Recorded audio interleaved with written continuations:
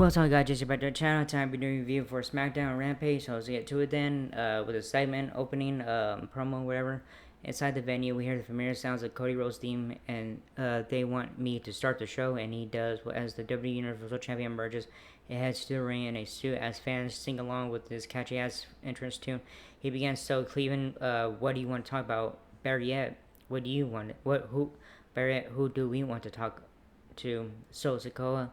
With that said, the theme for the new tribal chief hits outcomes a bloodline leader by himself. He sails into the ring to defending "We Want Roman" chants from the Cleveland crowd. Solo starts off by saying, "Roman's line, Cleveland, Ohio.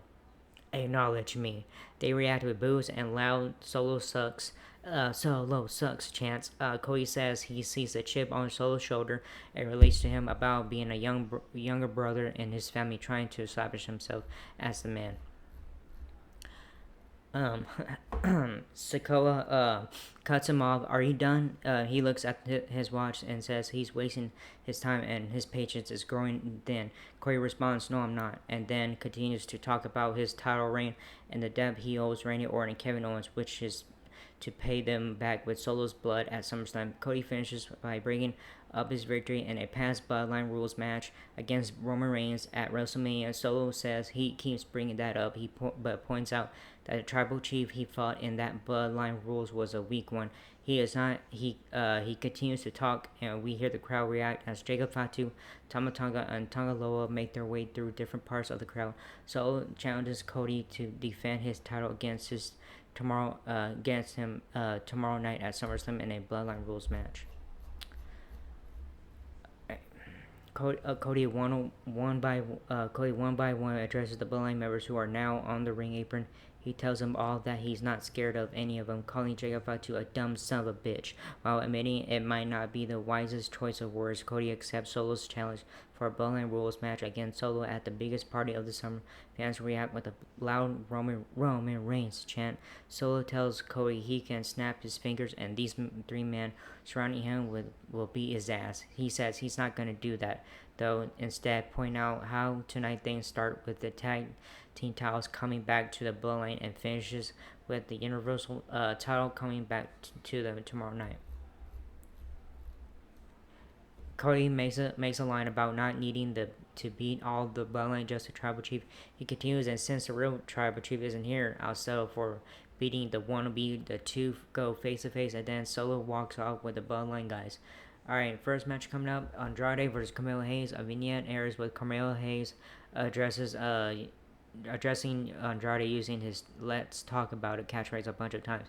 Back live, Andrade makes his way out to the ring for our opening contest. As he sails inside the square circle, we shift gears into a quick pre-match commercial break. Alright. When we return, the former WWE NXT World Champion makes his way out and heads to the ring. The bell sounds, and the first match of the evening is officially up and running. After some initial backboard action between the two, we see Hayes settle into an offensive lead as we head to a mid-match advertising timeout. As we settle back in from mid-match commercials, we see Hayes still in control of the offense. Andrade starts to shift the momentum into his favor as the crowd comes to life. In the background, we head into a second mid-match commercial break. This time, when we return, we see Hayes' chest is red as hell with rolls and handprints. Andrade picks up the win, and Hayes looks distraught at the realization that he has lost to him twice in a row. So winner is Andrade. Alright, next match, Santos Escobar versus Apollo Crews. We shoot backstage and we see Santos Escobar pushing the rest of the Laredo Del Fantasma and taking them to task over some of their recent performances. He says it's time for the group to get back on track, and it starts tonight with him taking out Apollo Crews. He walks up as his theme plays inside the arena. Out comes, and as he heads to the ring for our next match of the evening, we should get to a quick pre-match commercial break. When we return, we see Cruz posing on the ropes in the corner as his re-entrance and progress. The bell sounds, and off we go with one-on-one contest. Escobar quickly goes to work on Cruz with kicks and stomps in the corner after Elektra Lopez distrusts Cruz at ringside. After a couple minutes of back for action, we see Corbin And Leo Del Fantasma get involved at ringside. Corbin gets laid out, and Escobar picks up the victory via pinfall over Cruz. So winner is Santos Escobar.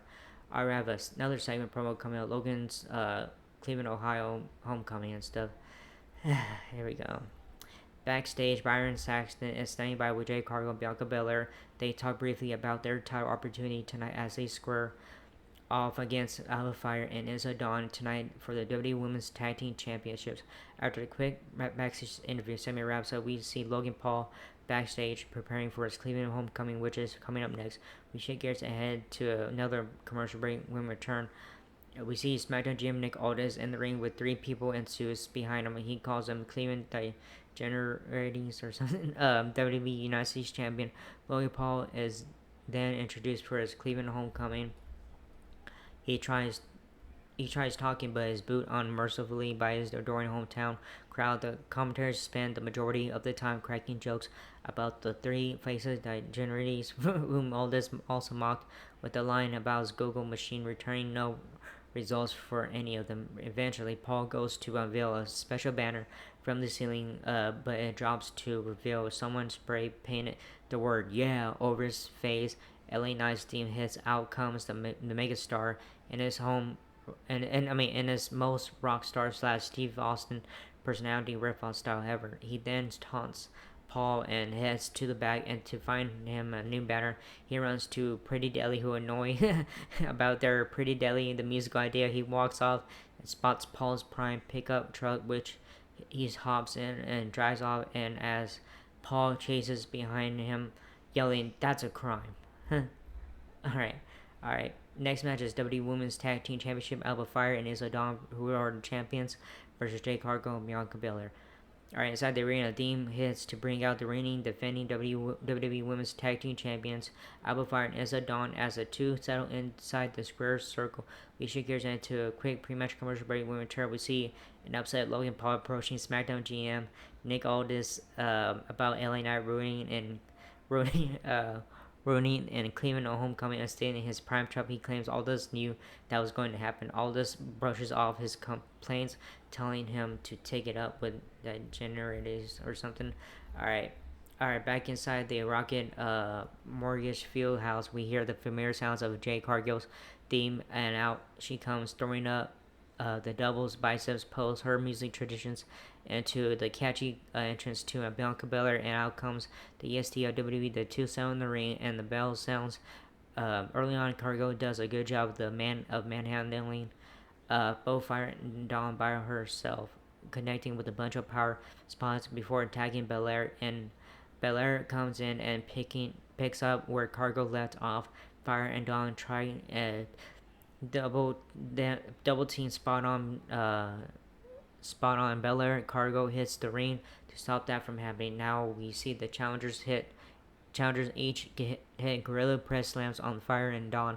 At the same time, they do a double pose to a big pop from the Cleveland crowd. As we shift gears into a mid-match commercial break, as our first of two title tilts tonight continues. All right. We return to Fire and Dawn in a offensive lead until Cargill finally hits a double slam on the two champions, which buys her enough time to make the much needed tag to Belair. The EST takes the hot tag and hits the ring with a ton of energy, taking it to Fire and Dawn as fans chant EST, EST. Just as it seemed Belair was on her way to pointing out the championship victory in the ring, we see Cargill stopping interference at ringside when out of nowhere Blair Davenport attacks Cargill from behind, which is apparently not allowed, even though she wasn't the legal woman in the ring at the time. The ref calls for the bell, and this over via disqualification. Dawn Holy Union joined Davenport in beating the two down after the match. The commentators tell Cargill possibly being injured. We head to a commercial break. So winner via disqualification, Jay Cargill and Bianca Belair. Alright, main event time coming up. WWE Tag Team Championship, Johnny Gargano and Tommaso Ciampa, Florida Champions, versus Jacob Fatu and Tama Tonga. Main event time. When we return, we see media coverage of Michael resigning with WWE. The duo Corey Graves and Wade Barrett then promote the 3-hour countdown to WWE SummerSlam 2024 pre-show leading into the biggest party of the summer at Cleveland Brown Stadium. After the two run down the official lineup for the premium live event with the official match graphics and all that stuff, via Patrick Bailey and all that stuff, we then see Tiffany Stratton look bum out backstage with her broken Money in the Bank briefcase and walks Nia Jax, who tells her she got a surprise for her. She unveils her brand new custom pink Money in the Bank briefcase. Stratton is excited. Nia reminds her about their agreement. Tiffany is still on board. Jax walks off and comes Chelsea Green and Piper Niven to taunt Stratton. Stratton snaps back at them and says toodles before walking out to wrap up the brief backstage segment. Alright. From there, we shake gears and get ready for our second championship match in a row. It's time for tag team titles take two as a Bloodline duo, Jacob Fatu and Tama Tonga, make their way to the ring for their big championship opportunity, which will close out the WWE SummerSlam 2024 Go Home episode of WWE Smackdown. Solo Sikoa and Tonga Loa are with Fatu and Tonga as we return from the break. Backstage, we see Tommaso Ciampa walking and talking into the camera in tonight's Goodfellas kitchen scene. Single camera shot. He meets up with Johnny Gargano, who is with his family. They continue walking and talking into the camera as Gargano reminds us this is his hometown and the crowd are his people. The hashtag DIY theme hits inside the arena, and out comes the reigning defending tag team champions for our final match of the evening. The bell sounds and off we go. Alright. Shit, come on. Ciampa and Tonga kick things off for the respective teams. After some back forth action, we see Ciampa and Gargano fire the crowd up and silent to the early offensive lead as we shift gears into a quick mid-match commercial break as the main event of the evening continues. When we return, we see Gargano as the legal man for DIY in the ring, dominating the action. They continue until Ciampa tags in, and eventually Jacob Fatu tags in for the Bloodline, immediately takes over of the action. DIY fire up for one more combat, but Solo Sikoa interferes and hits a Samoan spike. Somehow this still doesn't end things as DIY hangs on. Gargano dives through the ropes and hits a big splash on the floor back in the ring. Gargano hits a poison Rana, but Jacob Fatu pops up unfazed and take out Gargano with vicious ease, finishing him off with an implant DDT for the pinfall victory. We have new tag team champions, and champs have their title belts to Solo, who puts them both over his own shoulders as he means bugs the hard camera while the Bloodline stands by his side. That's how the WWE SummerSlam 2024 Go Home episode of SmackDown goes out there and stuff. So winners and new WWE tag team champions, Jacob Fatu and Tama Tonga. Damn, they're the new tag team champions. Man. But anyways, it was a good show, so what can you expect? But anyways, it was a good show tonight, and hope you liked the video or not. Like, subscribe, hit the bell button, leave a comment and stuff. If you guys want to do that too, I don't care. But anyways, that was it, and see you guys in the next video for Rampage, and see you guys in the next video. Laters.